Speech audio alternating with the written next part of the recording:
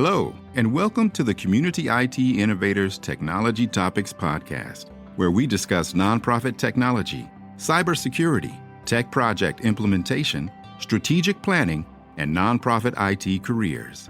Find us at communityit.com. Podcast is now starting. All attendees are in listen-only mode. Welcome to the July Community IT Innovators webinar. Thank you for joining us for today's webinar on nonprofit cybersecurity readiness. My name is Johan Hammerstrom, and I'm the CEO of Community IT and the moderator of our webinar series. Before we begin, I'd like to tell you a little bit more about our company. Community IT is a 100% employee-owned company, and our team of almost 40 staff is dedicated to helping nonprofit organizations advance their missions through the effective use of technology. We're technology experts, and we have been consistently named a top 500 managed service provider by Channel Futures. And now it's my pleasure to introduce today's presenter, our Chief Technology Officer, Matthew Eshleman. Hello, Matt. Hey, Johan. Thanks for the introduction, and thanks everyone for taking time out of your day to join this webinar where we're going to be talking about nonprofit cybersecurity risk assessments and specifically the NIST framework. It's good to be with everybody today. I was checking my calendar, and so it's actually been about 20 years this month that I joined Community IT as an intern. And it's been a great journey with this company, kind of playing all the different roles and really getting to know nonprofits and the unique needs that nonprofit organizations have around technology, and in the last several years, specifically around cybersecurity. So I'm thankful for this opportunity to talk with you today. I'd invite you to ask questions using the chat. So Johan will be moderating that as we go along. And we'll be making this interactive. We will have some time for questions at the end, but please don't wait until the end to chat in into your questions. So we've got a lot of content to cover today, so I'm going to go ahead and get right into it. So the agenda for our conversation this afternoon is going to cover a couple of different areas. First, I'd like to just start off by helping to set the groundwork for the cybersecurity landscape that we operate in. I think it's new and different and changing, and especially in kind of our current context. There's a lot of things that we need to understand about the world that we operate in from a cyber standpoint. We'll talk about the risk assessment portion specifically and spend most of our time there. We'll talk a little bit about budgeting for risk prevention and some of the tools and techniques that are available for organizations, and look at some of the specific budget numbers that you can put in your organization's budget. We'll talk about how to engage executives. If you're an executive and you're on this meeting, great, congratulations. If you're somebody who's responsible for cybersecurity at your organization, there may be some tips or tools that you can take away in terms of engaging with your executives, or if you've got a great relationship with your executive leadership at your organization, please feel free to chat that in as well. And then finally, after we engage with executives, we can talk a little bit about roadmap for implementing some of those controls. Before we go too much further, I do want to get a sense of the audience that is here today, and just understand for who's responsible for cybersecurity in your organization. So go ahead and chat that in or respond to the poll there. Is it you? Do you have an internal IT department? Does that follow under operations? Maybe no one's responsible for it, or perhaps you've outsourced that to an MSP, a managed service provider, or maybe we should have included another acronym to include a MSSP, or a managed security services provider. So go ahead, we'll leave that open for just a few more seconds, and thanks to everybody for participating with that.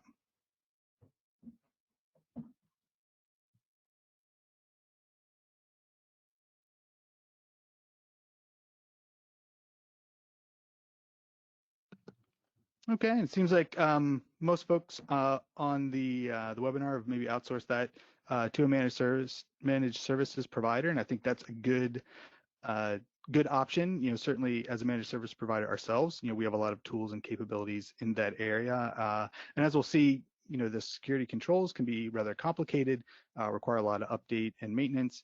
And so outsourcing it can be, can be a good option. I think for those folks that are saying no one, hopefully you can get some takeaways and maybe get some better understanding of where to put that responsibility and hopefully implement some of those controls as well.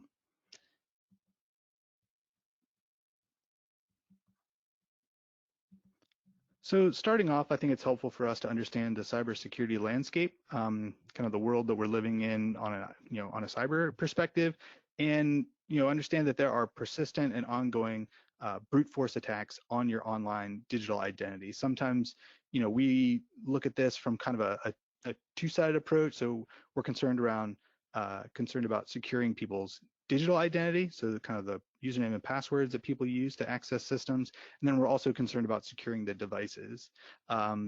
So, we see from the monitoring tools that we have that there are persistent and ongoing brute force attacks on those identities. Again, so if you're in Google, if you're in Office 365, if you're in Dropbox, if you're in Box, if you're in any platform that can be accessed from the web, in addition to you accessing your platform, lots of other bad guys are trying to access your platform as well. And so they're leveraging, those massive password database breaches that occur, and they're just trying to log in all the time against that online identity. We're also seeing sophisticated spear phishing attempts. I saw from the information submitted by people in the registration that this was a common threat that they saw, particularly targeted towards executive leadership at the staff. Those emails that kind of slip through the spam filters that appear to be the executive talking to a finance associate, an operations person talking to one of their assistants to kind of get them to call to action, like, hey, can you do this? Can you take this action? Can you review this email? Can you process this, buy this gift card? Can you update this wire transfer? And that's really sophisticated and has come a long way. And we'll see a little bit further on in the incident report data that we have that this is a trend that we have seen a big increase going from in 2018 and then into 2019. We're also seeing organizations targeted because of the work that they do. So that certainly applies to us as a managed service provider. So the US CERT issued an advisory saying, hey, as a managed service provider, you're a target by nation state actors because we have access to a lot of privileged information of our clients. And so we take a lot of care to protect that data. So we know we're a target. Organizations, I think, especially coming into an election cycle, we certainly are aware of disinformation campaigns, of campaigns against those accounts for people working on federal campaigns or kind of other election campaigns. They're targeted, and so if you're in that space, you can kind of expect to have your account targeted based on the work that you do. There certainly could be other organizations that are also targeted. We see it from our perspective, a lot of organizations that are working on policy, good governance, journalism. Those sectors tend to be targeted by sophisticated attacks because the actors that are out there are interested in the content that they're producing and kind of who they're talking to and kind of how that information is being disseminated. So again, depending on the organization that you're in, you may have an additional layer of risk just because of the work that you do. And again, attacks targeting vendors. So again, in our connected world, you may have data in one system, that vendor may be using a subcontractor or another system. So the web of your connections can be rather extensive, and all of those vendors are targets. And so it's important to understand the data that you have, the systems that data resides in, and kind of which vendors are accessing it or have access to that. So if there's a breach in a subcontractor, that may expose your data. So again, it's important to understand where your data lives and who has access to it.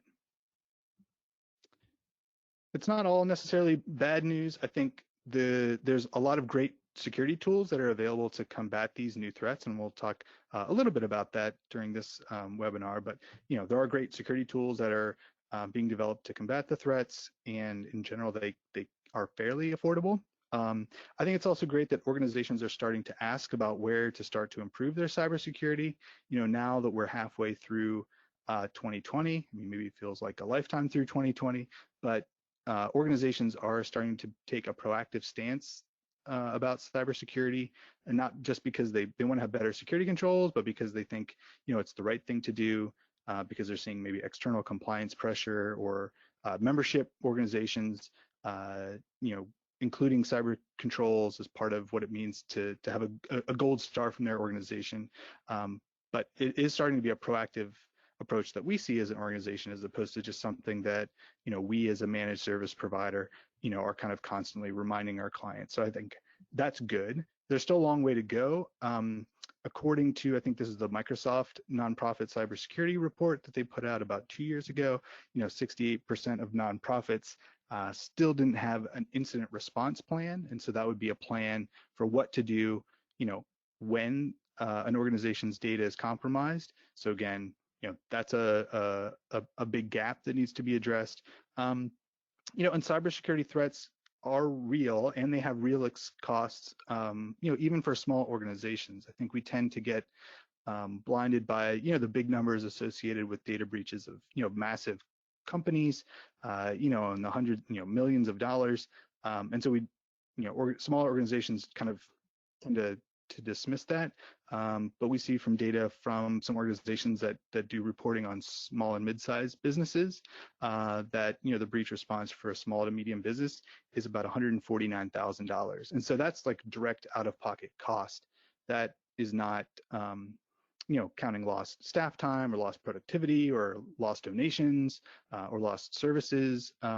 It's, that's direct cost. That's paying for lawyers, that's paying for media, that's, paying to remediate the damages. So again, cybersecurity breaches, even for a small to mid-sized organization, can be substantial. We tend to view cybersecurity, through kind of a lens, and it helps us to organize our thoughts. And this is the lens that we approach cybersecurity at Community IT. So it's not just a technology solution. This is something that's rooted in policy to help, what's important to the organization, how is that defined? So if we can start with that foundation of security policy, then you can build the appropriate tools and processes on place on top of that. So on top of security policy, we really want to look at training the users in security awareness so that you've got an educated and aware staff. We'll see this come up in the NIST framework. User training is a big element because it's an effective control, and it's relatively affordable as well. Building on top of that, then we get into some technology controls, like protecting the identity, data protection, device management, looking at your perimeter firewall. Again, in today's primarily remote work environment, certainly the network perimeter is very expansive, or maybe doesn't even exist at all. And then we also look at controls and protections around web-based applications, and then finally, looking at some next-gen tools to layer on top of that, once all the bases are covered. So again, just a helpful framework, building on a foundation of policy. So as I mentioned,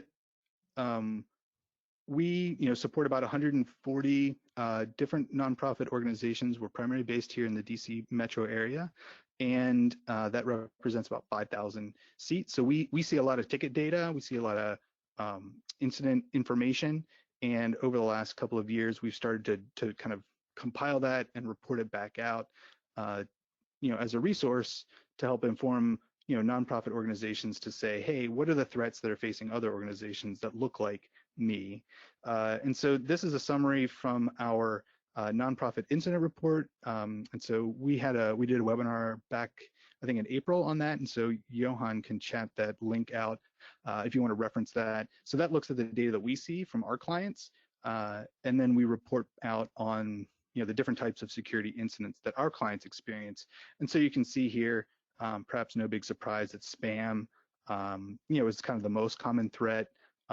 We still see some malware. Most of that tends to be, pop-ups and kind of unwanted things like that, which is a little bit different than viruses. perhaps a more malicious form of malware. We're seeing a significant amount of account compromise, meaning somebody's online digital identity was accessed by someone other than themselves. And then the other kind of big category is around business email compromise, again, so a much more sophisticated type. You might also see it referred to as spear phishing. So those are the kind of common threats that we see facing organizations. And so that actually helps inform some of the security controls that we invest in and kind of recommend organizations invest in, knowing what are the types of threats that, peer groups are facing, how can we best combat, those threats. Since we've been doing this for a couple of years, we've now started to generate some comparative data, so we can see that spam, is a big increase. I think it's probably doesn't reflect that there's more spam out there. I think it's reflective of we've done a better job educating our clients to say, hey, if you see something suspicious, send it in to us. Again, this is an area where an ounce of prevention is certainly worth a pound of cure, and so we can prevent somebody from clicking on a malicious link. That's going to be a lot more effective than trying to make sure we've got technology tools in place to block it or clean it up after it's happened. The big thing you see here that I think is impactful is the big increase in spear phishing from the data that we saw in 2018 compared to 2019. So again, a lot of spear phishing came in on the scene in 2019, and there's some technology tools in place to combat that. So I think those are the big takeaways. Also see that account compromise is on here. Again, it's we've had a decrease going in 2018 to 2019, and I will make a pitch here, and you'll hear it later. For organizations that have implemented multi-factor authentication, they aren't reflected in this number. This is, organizations that have not turned on multi-factor authentication, are much more susceptible to account compromise than organizations that have turned on multi-factor authentication for all of their cloud services. So again, the trends. We are seeing, in general, cybersecurity incidents are on the rise, and I would say that certainly continued here in through 2020.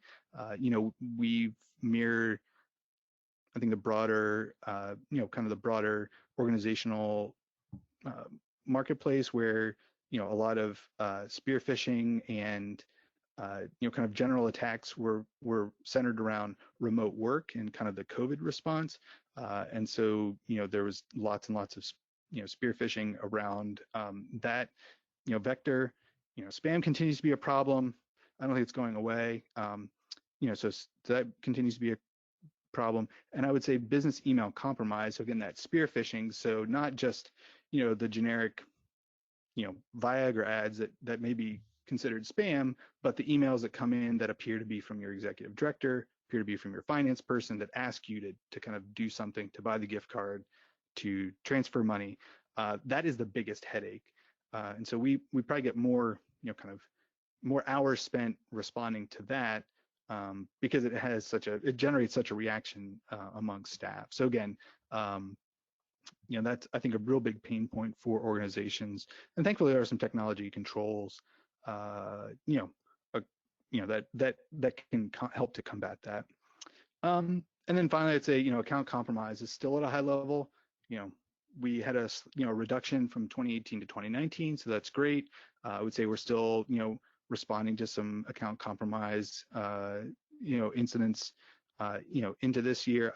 Again, until we get 100% compliance on multi-factor authentication, I think that's just going to be how things go for for the foreseeable future, until we can really implement some stronger controls around our online identities. So I'm going to just take a pause and do another survey. I just want to get a sense from the attendees here in terms of how confident are you, with your own organization's cybersecurity controls. Very concerned, somewhat, not at all. So I'll just give this a minute to respond here.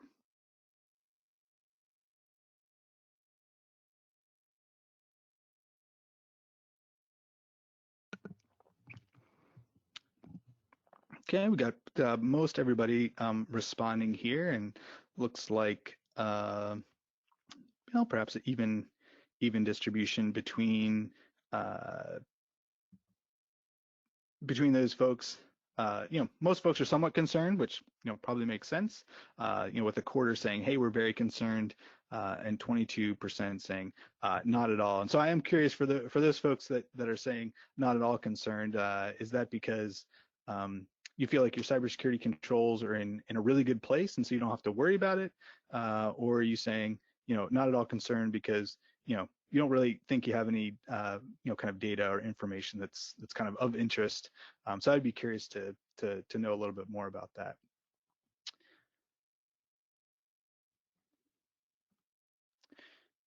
So making the shift a little bit from kind of the trends and the landscape, I do want to talk a little bit now about the assessment itself, and I think the different ways that organizations can go about, kind of understanding what's in place now, what they should do next, how much should they budget, kind of answering those questions. So what you see up on your screen here is kind of a summary of some of the different options that we have at Community IT. So today we're going to look specifically at the NIST Cybersecurity Framework Survey. And so that's, a survey-based approach. It's relatively low effort, about an hour time investment. It doesn't look at your network. It doesn't evaluate any configurations. It's simply a survey that walks you through all the different NIST controls and generates a report again. So it's a great way to just kind of get started. It's a really nice tool, but it doesn't take much time, and it's requires you to just fill out some information about your organization, how what controls you've implemented, and it'll generate a report from there. Kind of the step up from that, we have what's called a core assessment. That's a more detailed discovery than the NIST assessment. Instead of just looking at the roadmap, that's a process that involves, interviewing staff, looking at your existing process and controls, evaluating the existing security policies, taking a look at the security configurations that are in place, and mapping out a high-level roadmap for what to improve. So again, that takes about 20 hours of time, and is a good kind of step in the water if you know that you've done some basics, but you really want to kind of understand what your next steps are.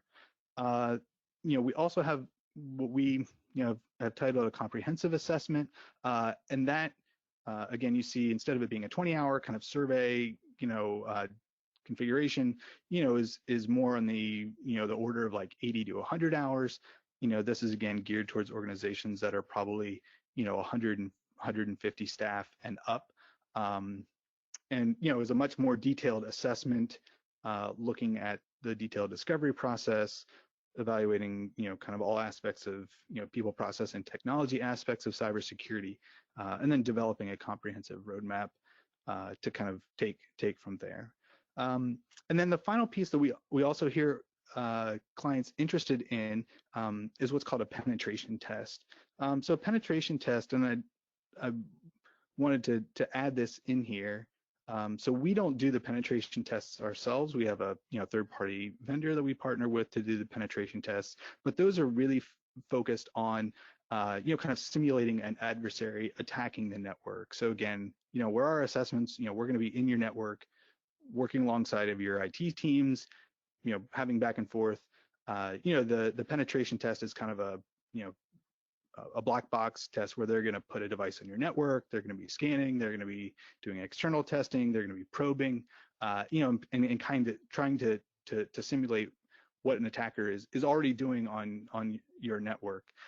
It tends to be very technical in nature, focused on those technology weaknesses and vulnerabilities, and kind of generates a very comprehensive list of technology related systems that would need to be upgraded or improved, and those tend to be kind of in the order of $20,000 solution on up. So again, that that may be necessary for organizations to complete a penetration test, but unless you've already invested a lot in security controls, you may not get the most value from a $20,000 test to tell you to implement some of the basics. So again, depending where you're at in the maturity of your organization, the NIST survey may be a great place for you to start, or you may need to invest a little bit more to get your security aligned to where it needs to be. So specifically on the survey, I did want to talk about kind of what is NIST and what does it what does it do. So the NIST cybersecurity framework, so that NIST CSF, stands for the National Institute of Standards and Technologies, so that's NIST. That was founded in 1901, and it's part of the U.S. Department of Commerce. So this is your tax dollars at work. And so it's focused on developing, as the name would imply, standards and technologies for for industry, and for institutions to use. So again, their NIST is smart electric power grid and electronic health records, computer chips, kind of all this stuff is kind of rooted in NIST standards. So they put out this standard. It's called NIST 800.53. It's specifically developed for federal agencies and kind of related contractors to make sure their cybersecurity controls are in a good place. You can download it yourself, right? This is a freely available resource, and it's essentially turns into like a almost 1,700 line spreadsheet of controls. So again, pretty massive list of controls, not really designed for a 50-person nonprofit organization to kind of go through. It's just contains lots of irrelevant information for organizations that have outsourced a lot of their technology, don't have a lot of resources, aren't doing development, all of that kind of stuff. So the NIST survey that we have access to basically distills down those 1,700 controls into a much more digestible format that's included in the survey. So again, we're now talking about answering 75 questions instead of 1,600, and then they're organized into these 5 domains that you see here. So again, the NIST cybersecurity framework breaks things into these 5 domains, which is identify, protect, detect, respond, and recover. So again, these are familiar controls that you'll see in some other frameworks as well. But this idea that you've got kind of a life cycle of, understanding the, assets that you have, what are the IT governance decisions you need to make, what's your overall risk assessment as an organization, how do you protect those assets, how are you detecting whenever vulnerabilities or issues may occur, what are you going to do from a response perspective, when some anomalous event happens, how are you going to mitigate that?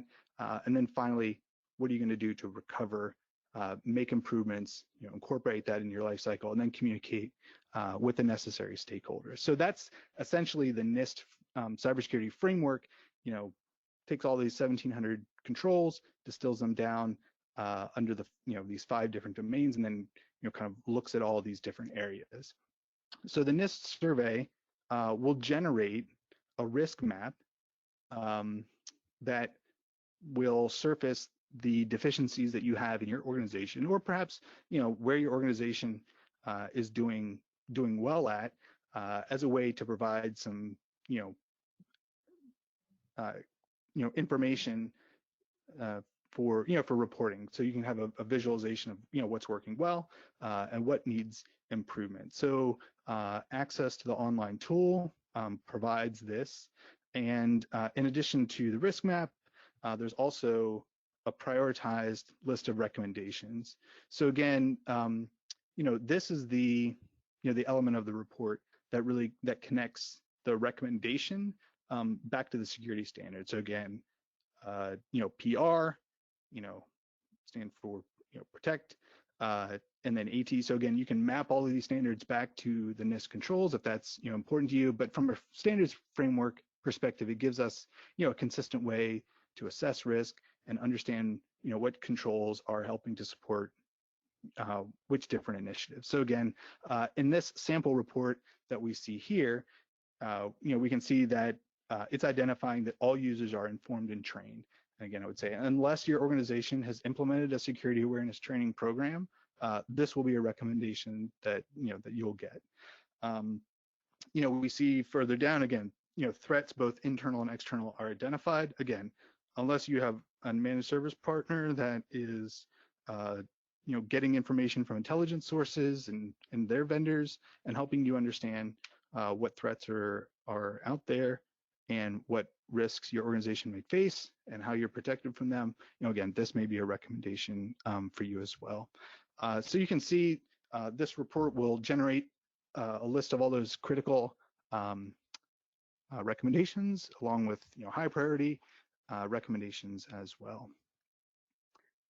So I'll just pause here and ask Johan if there's any questions about the content that we've covered so far. Not yet, but this has been great, Matt, and I think it's been very clear. And I'm going to send out a link to the NIST website, to their cybersecurity framework. Yeah, that's great. And they, in addition to the cybersecurity framework, which you can have and download and review yourself, they also have some additional resources that you can look at in terms of training on the NIST framework to better understand kind of what they're doing and why they're doing it. So it's a great resource. Again, like I said, this is a federal government initiative, and so this is your tax dollars at work. It's free. It's available to you. And so if security is your thing, this would be something to really delve into and to kind of understand. Like I said, the NIST framework is about 1,700 lines of stuff, and so that's a lot to take in. So the NIST survey that we'll talk about how you can get access to, is a much more concise way to understand what's relevant and what's meaningful for for me as a small to mid-sized nonprofit organization. What should my security look like? And this is a great way to get a standards-based report. It's not just what did community IT make up, but it's what's NIST, what are they doing, and what's relevant for small to mid-sized organizations. All right, so as we transition from the survey itself and then pivot into getting started with implementing some of the cybersecurity controls, I do want to get a sense from folks on the meeting here today is, do you have a plan to improve cybersecurity at your organization? So again, we just get a sense of, where are folks at with improving the cybersecurity controls at your organization?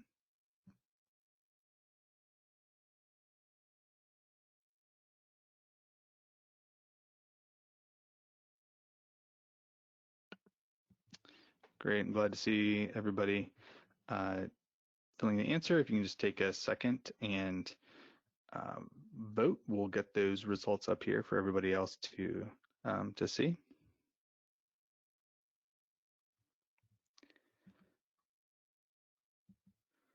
Okay, and yeah, it does seem like most people on the webinar today do have some controls that are underway, so that's really great to see. And smaller percentages that say not yet. So hopefully, if you're in that 20% that are saying not yet, you can get some specific takeaways. And for those folks that are underway, there may be some recommendations that either are new or you get some additional context to help move those forward.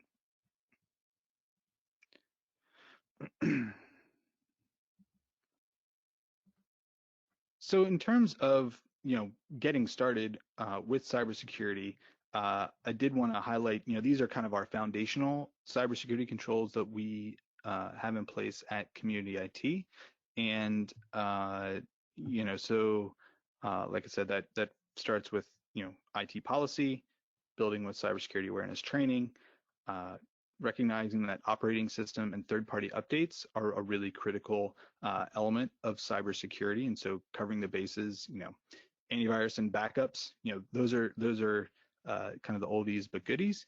And even now this month, we see that Microsoft has released a security patch for a rather significant vulnerability in Windows Server related to DNS. So having a policy and a process and a mechanism in place for doing updates, making sure they're installed, reporting on them is a key element of cybersecurity.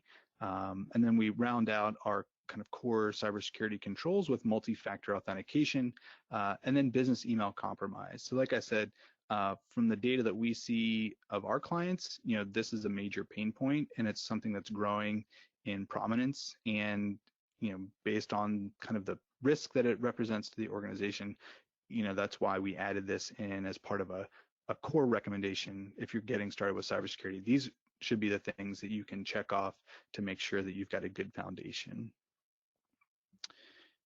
If that seems like a long list and you're kind of just getting started, I think it's important for organizations to basically implement these three things. Like if you do, kind of nothing else, implementing multi-factor authentication, putting in place a security awareness training program, and then actually adding some business email compromise protection tool into your list of systems that you're using really does pay benefits, and it provides protection against kind of the most common threats that we see facing organizations. So with multi-factor authentication, again, that combines something which is your password, with something you have, which is your device, most often, so a smartphone, that is able to generate a unique code to help complete the login process. So when a hacker gets your password, they're not able to get into your account because they also would need to have your device as well. So that's a very effective way of blocking that. So again, multi-factor authentication is included with most cloud applications. So again, with Office 365, with G Suite, Box, Dropbox, all of those should include multi-factor authentication as part of their base package. Specifically for Office 365, you can add on some additional security bundles to give you some more sophisticated controls. So if you add in EMS, so the Enterprise Mobility and Security, I think that's $220 per SKU for nonprofits. You can upgrade that to include conditional access, meaning that you can apply different rules or policies to grant or block access depending on where a user is or what device they're accessing, trying to access the system from. So that can be powerful. So again, we're starting to see more and more organizations move from kind of just this binary, if you have a username and password, log in, to looking at these conditional access policies to say, hey, we're only going to allow access from devices that we, from our organization devices, or we're only going to allow access from IP addresses that we trust, or, we're going to block sign-ins from this location because we know we get a lot of, we don't work in this area, and so there's no reason anybody should be logging in. So again, conditional access can be an improved security tool just to help minimize the surface area for attack. For security awareness training, like I said, there's lots of options out there. This is an area where there's lots and lots of vendors competing. We use KnowBe4 at Community IT. I think they've got the kind of the best mix of both security awareness training and a big library of really relevant topics. And it's not just somebody talking at you for an hour, but interactive games and quizzes and videos to make that training interesting and engaging. But then they also have a really nice phishing tool that you can test your staff and see who's clicking on the links. What staff may need some extra education or training or engagement to kind of make sure that they're able to identify suspicious links or information in email. So again, KnowBe4 is the tool that we use. It's typically about $20 per user for the year for the license. So again, not very expensive and something that really provides a lot of benefit to the organization in terms of improving the overall security posture of the organization. Many cyber liability insurance policies will, there's an area to check off, like, do you have security awareness training? So this is an easy way to do that. And then the final piece here is business email compromise protection against, and so this is something that protects against that spear phishing. So not just spam. I think most folks actually can kind of ignore spam at this point. It doesn't kind of rise to the level that we see the frustration with business email compromise. The tool that we use is called Barracuda Sentinel, and in addition to blocking, doing a good job of blocking this kind of stuff that makes its way through the spam filter, it also does some additional stuff like including account takeover protection. So again, if all of a sudden we see or the system sees a login from a user account that's not in the normal location, it sends alert. If a forwarding rule is detected, it can create alerts. So again, it can provide reporting and insight like that. And then it also will include DMARC and DKIM administration. So these are some newer tools that would supplement kind of traditional email validation schemes like SPF as a way to say, this is a valid email from this organization, as a way to help combat spoofing. So again, an effective tool, only a couple dollars per mailbox per month. So again, those would be the controls that I would focus on that provide immediate protection, kind of assuming that you already have backups in place, assuming that you already are updating your systems. But these are the three controls that I think are really important to have in place to help protect against the most common threats facing nonprofit organizations. So having all these, we've got the fancy survey, we've got a list of controls to implement. How do we kind of make that change from understanding we need to act to actually moving into action? And I think it's important, obviously, leadership has to be engaged with making these decisions. And so I think it's important, as we talked about at the beginning, these are the cybersecurity landscape. All organizations are vulnerable. Nonprofit organizations, don't get to fly under the radar because they do good work, or because they're small, or because they don't have the budget to maybe invest in cybersecurity controls.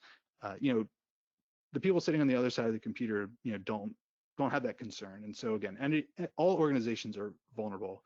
Every organization, has social security information of their staff. They may have sensitive information about donors. They may have sensitive information about patients or clients that they're working with. So all organizations, have resources that can be exploited. And poor cybersecurity is an organizational liability. Again, your organization may have reporting requirements if you have personally identifiable information. So, recognizing that, hey, just because you're a nonprofit doesn't mean, you can necessarily skip out on those controls. And it does require, leadership to say yes. I think for a lot of things, you can put in some controls and some policies and some procedures without executive buy-in, but to have a truly meaningful, cybersecurity campaign, the executive leader, needs to be, at the front of the organization saying, hey, we're making these changes because our data is important.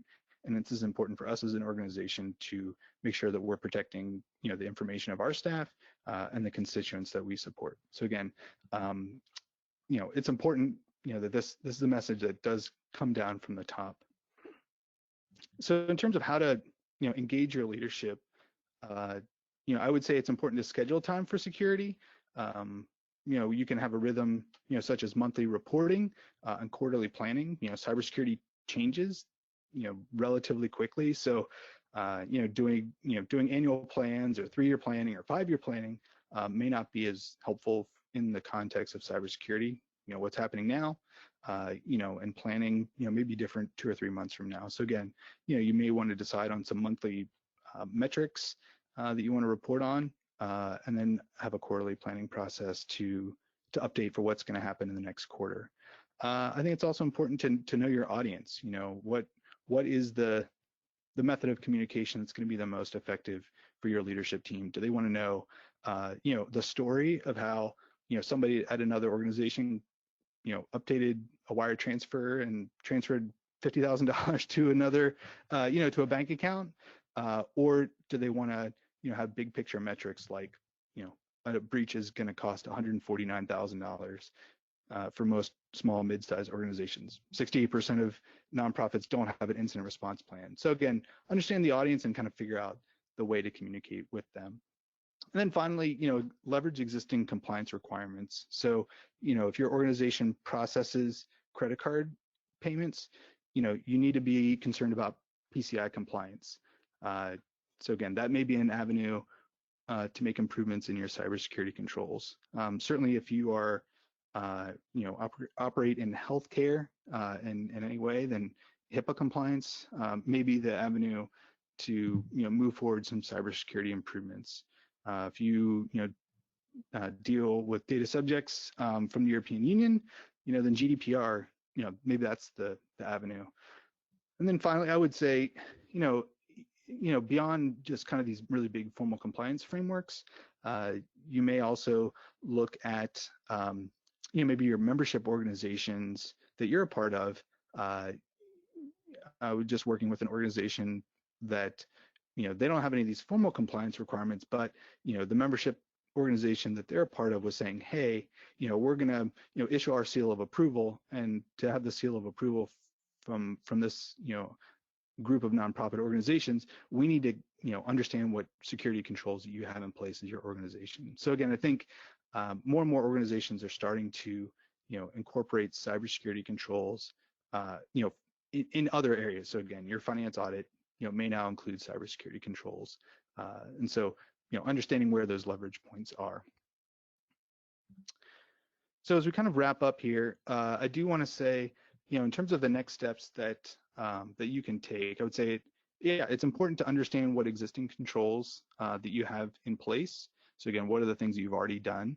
The next step I would say would be, let's get you access to the survey tool. So Johan's going to chat out a link where you can schedule an hour with me to go through this survey together. In the past, I've just kind of made this survey available generally, and I would say it's had less than 100% compliance. And so I think security controls and this assessment in particular are really effective, but it's only effective if you're able to go through it, understand the questions, understand the outcomes. And so I really want to make sure that organizations are able to take the information, answer all the questions, and get something out of it. So so if you click on the link, you can schedule an hour of time with me, and I will go through this assessment with you to make sure that you understand all the questions and you understand the outcomes. So again, there's no cost to that. I think security is really important to me. It's something I've been working on a lot in the last couple of years, and being able to move from a general security tool to like, hey, what are the specific steps I'm going to take at my organization is something that I want to make sure gets done. So take that opportunity to exercise that, to get the roadmap. Again, we're not going to look at the specific configurations of your network. What's your password policy? What's your backup retention schedule? But we'll walk through the survey and identify those controls that are coming out of it. And then finally, once you get that report back, it would be a good opportunity, if you haven't already, to schedule time with your organization's leadership to say, hey, we went through this NIST survey. Here are the 3 things that I identified as critical risk for, for us. How can we address them as a way to provide some specifics to move forward. So I'll pause here to see if there's any additional questions that came up during the last section or two. Mm-hmm. Yes, thank you, Matt. So there was a question about cloud applications that don't support multi-factor authentication. What are some recommendations in those cases? I think the answer is it depends, and to some extent, kind of how sophisticated that application is. In some cases, you may be able to provide what's called single sign-on access to those applications. So again, and so the multi-factor authentication would happen at your SSO provider, so your single sign-on provider, and then it's providing access to the application. So that would be one way of doing it. There's some other tools. So if you're an Office 365 or an Azure customer, Microsoft provides some really impressive tools to put some gateways in front of applications. So you can use a feature in Azure called Azure Application Gateway as a way to kind of proxy access to applications. And so you can, again, kind of use your Office 365 SSO and multi-factor authentication policies as a way to authenticate to an application and then provide secure access to it. So again, there's a couple of different ways that depending on the application that you may be able to put some controls in front of it. And again, if it's a a vendor that's maybe some custom software, I don't know that I would necessarily leave a vendor just because they don't have MFA, especially if I've been with them for a long time. But I certainly know at Community IT, every application that we use, we are putting MFA. Every application that has sensitive client data, that has to be protected by MFA for us. And so, that may be a buy or do not buy decision, if you're evaluating new solutions. So. Again, there's a couple of different ways to go about it, I think, depending on the application and what's available from the vendor themselves. Great, thank you. And for those who are interested in scheduling a meeting with you, and we certainly encourage anyone who's interested to follow that link that I chatted out just a minute ago. Is there anything that they can do to better prepare for the meeting with you? I think taking a look at your existing, if you have existing IT policy or procedures, I think that would be helpful information to have available ahead of time. If you are already working with, an existing managed service provider, you could ask them for a copy of their cybersecurity controls document. So again, we have a 20-page document at Community IT that kind of outlines all the different systems we have and how we use them and what's protected and how we protect them. So your MSP should be able to provide something like that that can provide you some information on how they're protecting your system. So again, if you can get a copy of that, that would be a helpful thing to have, because it should maybe have those answers to what are some of the protections that are already in place, how are they vetting threat sources, what are they doing. So look at your existing policies. If you're already working with a vendor, get a copy of their cybersecurity controls document as a way to help have that documentation, because we're going to need to find some answers to those questions. Great. Thank you, Matt. Great. Thank you. I appreciate it. So I will say next month, and I forgot to put the date in. So this will be the August webinar. Our colleagues at Build Consulting will be delivering the webinar then. I think it will be August 19th. That's correct. August 19th at, I believe it's 3 o'clock, but let me just confirm that.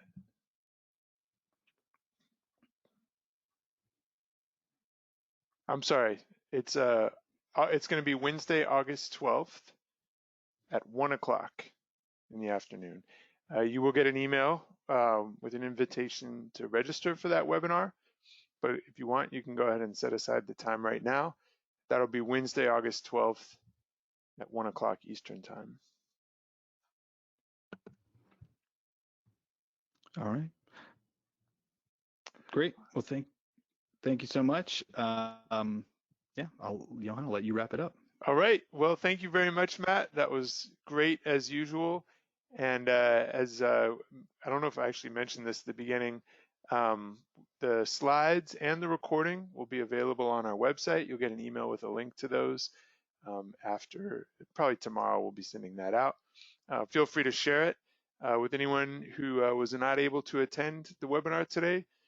We certainly enjoy offering these webinars and are grateful for all of you joining us today. So please stay safe, and we look forward to having you join us in the future.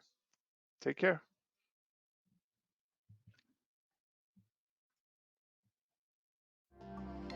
Community IT does these free webinars and podcasts for our community, and we love sharing our knowledge and experience. If you have more questions or are having trouble with your IT at your nonprofit, please get in touch with us on our website, www.communityit.com, so we can start a conversation or schedule an assessment.